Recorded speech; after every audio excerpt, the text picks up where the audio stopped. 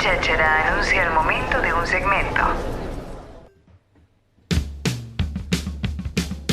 Si te agarro con otro te mato. Hola, Georgina Bruno. ¿Cómo andás? ¿Estás ¿Cómo conmovida andan con lo del Cacho Castaña? Oh, es tremendo, ¿eh? No seas irónica con una muerte, Hay que reírse de la muerte No también. seas irónica con una muerte.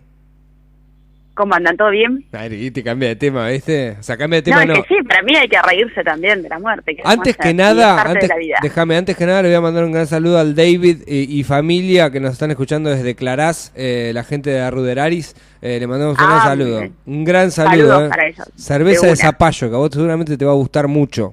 Uy, sí. Yo la estoy Me esperando. encantan. Viene en este pedido. De una, ahí esperemos probarla. Te escucho, Georgina. Bueno, hoy vamos a estar hablando del terror nocturno. El otro día estuvimos hablando de los sueños y de las pesadillas puntualmente. Sí. Y entre esta cuestión de los sueños hay un pequeño trastorno del sueño que es el terror nocturno, que generalmente a los que afecta es sobre todo a los niños y a las niñas entre los 4 y los 12 años. No les afecta a todos, sino a un 13% de ellos. Y tiene una particularidad a diferencia de lo que son las pesadillas, que es que si bien hay una situación de terror y de angustia, el peque después no se acuerda de nada. Y tiene una particularidad también que es el movimiento. Sí, el es niño verdad. Se sienta. Sí, yo lo he visto. El movimiento que cuando está consciente, cuando está inconsciente, cuando está dormido, decís vos. Está dormido, Bien. pero se levanta de golpe, empieza los gritos, empieza a decir alguna inconsistencia, una cosa muy particular. Sí. Grita con angustia, empieza a tener una respiración agitada, taquicardia también, mucha sudoración de golpe, una alteración, o sea que le hablas y te dice cualquier cosa, es como si viera algo, a veces abre los ojos incluso, entonces uno piensa que está despierto, y así como se despertó, o sea, así como en realidad no se despertó, sino que así como se incorporó y habló todo lo que habló, se vuelve a dormir y sigue en el sueño como si nada. Bien. Al otro día cuando le preguntás, no tiene noción de lo que pasó. Es una diferencia con la pesadilla, porque la pesadilla sí saben qué pasó, les queda el susto, les cuesta volver a dormirse, hay otro montón de sensaciones. Acá no hay recuerdo y se duermen con la misma tranquilidad con la que de golpe se incorporaron y empezaron a gritar angustiados. Bien. Son provocados por una sobreexcitación que se da en el sistema nervioso central durante el sueño y se da en un pase de un estado, de una fase del sueño a otra. Hay como en ese estado de fase como una especie de desconexión en donde se genera este salto repentino y esta angustia. Es muy difícil que los niños o niñas puedan hacer el cuento de un sueño, ¿no? Que te puedan contar, que te puedan contar el sueño. No, te lo cuentan, sí. ¿Sí? Sí, te lo cuentan. Bien. Te digo porque tengo dos acá que dos por tres se despiertan y dicen, ¡ay, no sabés lo que soñé! Y esto, por ejemplo, del trastorno del sueño, a mí me llamó la atención porque Dante lo padeció un tiempo y no se acordaba de nada. Bien. Y lo tenía, era clavado, o sea, 2 o 3 horas después de dormirse, el loco se enderezaba, empezaba con angustia a lloriquear, ¿viste? No llegaba a hacer un llanto, pero era, ¿viste? Una cosa así muy angustiada. Al principio obviamente no sabés qué corno está pasando, sí. Aparte de hablar y no te dice cualquier cosa. Y ahí fue donde lo busqué y encontré que que puede pasar, a veces se repite durante varias noches y después así como llegó se va. Y digo, el tema es cuando... ¿Está alentado el tema del sueño en los niños y en las niñas por lo que les suceda en el transcurso del día? Por ejemplo, viste que hay muchos padres o muchas madres que muchas veces dicen no los voy a llevar a ver esta película, no quiero que vean esta serie, no quiero que tal o cual cosa, para que después no sueñe. ¿Qué grado tiene Y es que ocurre, porque muchas veces, o sea, por ejemplo, con las pesadillas puntualmente sí pasa, ves una película de terror y les queda eso en la cabeza y es algo que va al inconsciente y después nos ataca cuando estamos dormidos. Sí, o una situación de shock, chicos que han tenido alguna situación traumática, un choque, algún accidente en particular, tienen algún trastorno de sueño, eso sí. Entonces muchas veces uno como madre, como padre, evita todas esas situaciones sabiendo Y no, ¿para qué le voy a hacer mirar cuando es chiquito una película de terror, cuando todavía no logra diferenciar la realidad de la ficción, para que después tenga pesadillas días seguidos? Entonces uno muchas veces evita esas situaciones por saber que sí, que ocurre, que es real, que lo que ocurre durante el día puede afectar a la noche. Bien. O que tarden en dormirse porque saben que empiezan a pensar cosas. Entonces capaz que no llega a afectar en forma de pesadilla, en forma de sueño, pero sí ya tenés un trastorno para poder cerrar los ojos y librarte, ¿no?, a la situación de sueño. Bien. Este tipo de cosas que están, o sea, lo que es el terror nocturno, muchas veces tiene que ver con un cansancio excesivo, con alguna situación de estrés. Bueno, qué loco, ¿no? Qué loco el tema este de las situaciones de estrés, ¿no? Hoy en la sociedad en la que vivimos, los pibes absorben un montón el estrés, ¿no? Porque los padres, madres, claro, van a pleno, ¿no? Para todos lados, digo, esto de llevarlo a fútbol, sacarlo de fútbol, pasarlo a la abuela, ni te cuento los padres y madres que no tienen la suerte de estar juntos, que están separados, y muchas veces sucede esto de te llevo a la abuela lo lleva a la madre se lo lleva al abuelo del padre, y así, ¿no? Y después lo llevan a fútbol y después lo llevan a esto, al otro. Es terrible eso.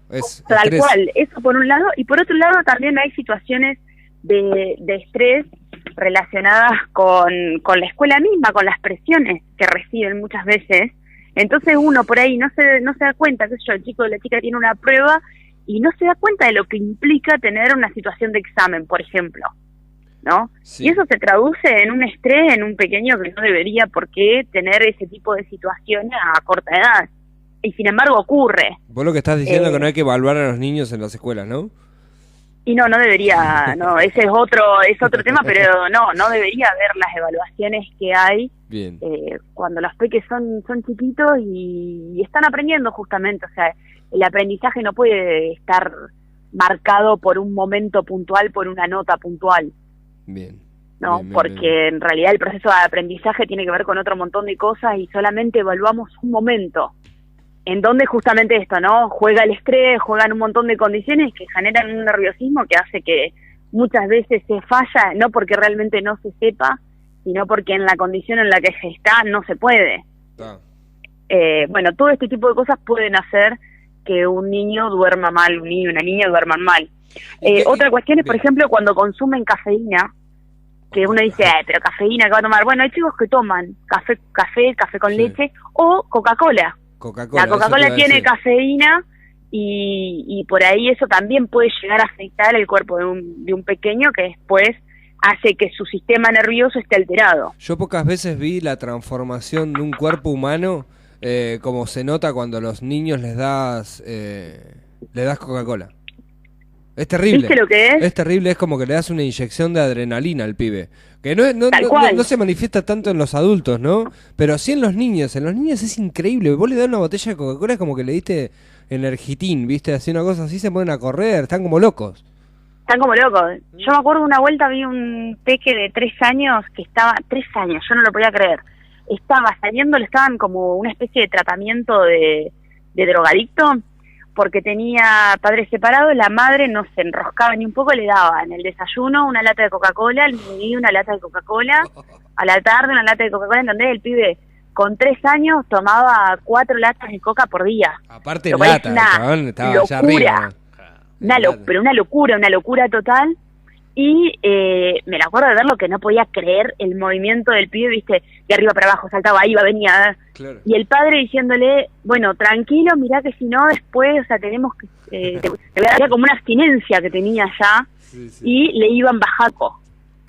Una locura, porque la verdad que con 3 años no debería tomar Coca-Cola, y si la tomase, no debería tomar en esas cantidades absurdas. Siempre hay que medir esas cosas, hay que decir a los padres y madres que tal vez... Yo creo que ya lo saben, digo, ya hoy la gente se rescata muchísimo más, antes capaz que por no saberlo, lógicamente se le daba porque es algo que el niño quiere, ¿viste? Quiere, pero hoy día creo que se rescatan un poquito más los padres, ¿no? O sea, sí, a mí me parece que sí, que hoy hay un poco más de conciencia respecto de los azúcares en general, no solamente la Coca-Cola, que es una cuestión excesiva, que tiene cafeína y un montón de cosas, sino con los azúcares en general como que hay un mayor cuidado. No en todos los casos, pero hay una conciencia mayor. Con respecto, Bueno, algo... decime, no, te iba a preguntar sobre los consejos que le das a los padres y a las madres sobre... Ahí vamos. Ahí va, bien, joya.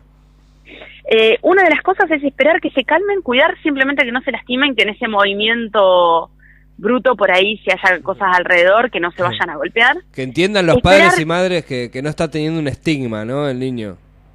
Claro, viste, que de golpe está hablando cosas absurdas. No pasa nada, es normal, es un trastorno nocturno, puede llegar a repetirse varias noches y después, así como vino, se va. Controlar, porque si no se va, ahí sí podemos estar hablando de, bueno, de que quizás haya algún problema en el sistema nervioso, alguna cuestión particular o alguna situación de estrés más grave que no podemos estar detectando. Entonces, en esos casos sí, ya ver a un doctor, pero si esto ocurre durante 1 o 2 semanas y estamos viendo que sí, que se levantan, bueno, estar calmados, acompañarlos, tranquilos, no despertarlos, eso es importante, no sacarlos de esa situación, porque en realidad, recién explicábamos, ¿no? Es un momento en que se pasa de una fase de sueño a otra. Si nosotros lo despertamos, el pibe va a estar absolutamente perdido en dónde está, en qué le está pasando, no se va a acordar tampoco y va a ser más dramático por ahí el momento de volver a dormirse que si simplemente dejamos que pase, lo calmamos, le hablamos tranquilos y vuelve a su posición de horizontal de dormir y ya está, y va a seguir durmiendo tranquilo. Entonces eso por un lado, ¿no? Y calmarnos nosotros, o sea, no es nada desesperante, simplemente una situación así de pánico, pero va a estar todo bien, así que tranquilos. Y por ahí, o sea, con estas cosas no hay un tratamiento puntual, pero sí por ahí tener en cuenta esta cuestión de, bueno, a ver, antes de dormir, a veces los aparatos electrónicos generan también un estrés, que no nos damos cuenta que lo genera. Entonces, antes de dormir, por ahí, mirá, que no haya pantallas durante un tiempo. Justo Mica nos está escribiendo sobre esa situación, que dice que le daba muchas pesadillas jugar a los jueguitos. Bueno, ella porque es una niña. Claro. Y bueno, pero sabe, se acuerda fácilmente de esas situaciones. Pero es cierto, porque te genera esta cosa, ¿no? Como la velocidad, como una cuestión que está en la cabeza en realidad, y uno no se da cuenta de todo ese estímulo, lo que puede llegar a generar, que no hay descarga. Entonces la descarga termina siendo en el sueño. Claro. Entonces, bueno, nada de pantallas, por lo menos 1 hora antes de acostarse. Bueno, ¿ves? Ese es un detalle copado, ¿no? El tema de que no se duerman los pibitos con la pantalla, sino que, digo, muchas veces está la limitación de los padres y madres que se ponen re gomosos con el tema de que agarren el celular o no agarren el celular. Es importante decirles que, por lo menos en las horas anteriores al sueño, ¿no? Que traten de dormirse con otro tipo de cosas, tal vez con un libro, con un cuento, no sé, con otra historia, tal cual, que no sea una pantalla. Exactamente. Bien. Un libro relaja, una pantalla altera. Bien. Entonces, bajemos con un libro, con un cuento, con alguna canción de cuna, qué sé yo, o sea, alguna cosa así que sea más relajante. Entonces ya ese momento previo de relajación va a ayudar a que el sueño y la transición del sueño sea mucho más tranquila también. Bien. Que no se queden hasta muy tarde, que también ese tipo de cosas puede llegar a afectar el sueño, que se respeten las horas de sueño también, ¿no? De descanso, que muchas veces también eso ocurre, sobre todo cuando los chicos van a la escuela muy temprano, que se acuesten tarde hace que el chico después al otro día sí o sí va a estar cansado, porque se tiene que levantar sí o sí, tiene que hacer toda la rutina del resto del día y hace que tenga un cansancio excesivo que después se va a traducir seguramente en algún problema para dormir. De una. Nada de esto, acostarse temprano, relajarse y por ahí crear algún tipo de rutina. Si vemos que es repetitivo esta cuestión, bueno, crear rutinas para relajarse previamente. Bien, interesantísimo, Geo, lo que has contado hoy. Yo no recuerdo muchas alteraciones, porque bueno, seguramente quedan en el inconsciente, ¿no? Pero sí lo he visto en niños y en niñas que algunas veces digo, ¡ah, está teniendo un estigma!